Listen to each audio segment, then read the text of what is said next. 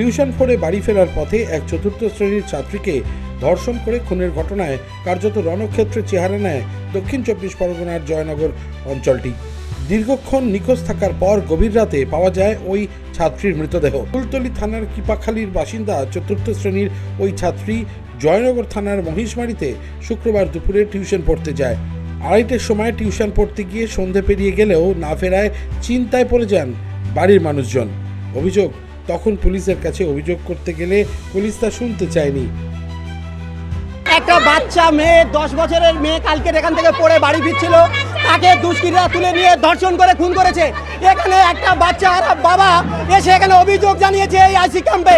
সেই অভিযোগ তার সেই বাবাকে থানায় পাঠিয়েছে। কেন থানায় পাঠাবে? আজকের দিনে তিনি ফোর্স নিয়ে কেন এখানে ঘটনাটা দেখলো না, কি তদন্ত করলো না? আর একটা জিনিস, যেখানে লাশটা পাওয়া গেছে এখনো পর্যন্ত সেই জায়গাটা ঘিরে দেয়নি, অথচ কোনো প্রশাসনিক পদক্ষেপ কোনো উচ্চপদস্থ অফিসার এখানে আসেনি। কেন এখানে আসবে না? এফআইআর করতে চাইলেও পুলিশ নিতে চায়নি বলেই অভিযোগ উঠেছে। আর তারপর তন্ন তন্ন করে মেয়েকে খোঁজা শুরু হয়। শেষ রাতে জলাজমি থেকে ওই ছাত্রীর মৃতদেহটি উদ্ধার করা হয়। দেখা যায় ছাত্রীর দেহে একাধিক আঘাতের চিহ্ন রয়েছে। পরিবার ও স্থানীয় মানুষের আশঙ্কা, ধর্ষণ করেই হত্যা করা হয়েছে ওই ছোট্ট মেয়েটিকে। অভিযোগ, প্রথমে মহিষমারিতে অভিযোগ জানাতে গিয়েছিল ওই মৃতার পরিবার। সেখানে অভিযোগ গ্রহণ না করে তাদের জয়নগর থানায় চলে যেতে বলা হয়। পরিবারের অভিযোগ, পুলিশ প্রথমেই বিষয়টিকে গুরুত্ব দিয়ে দেখলে হয়তো শিশুটিকে বাঁচানো যেত।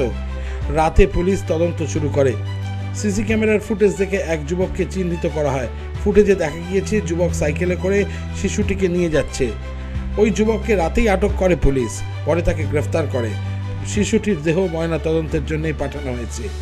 উত্তপ্ত হয়ে উঠেছে জয়নগর থানা এলাকা। দোষীদের কঠোর শাস্তির দাবিতে পুলিশকে ঘিরে বিক্ষোভ দেখায় উত্তেজিত জনতা। তবে ইতিমধ্যে অভিযুক্ত ওই যুবককে আটক করেছে পুলিশ।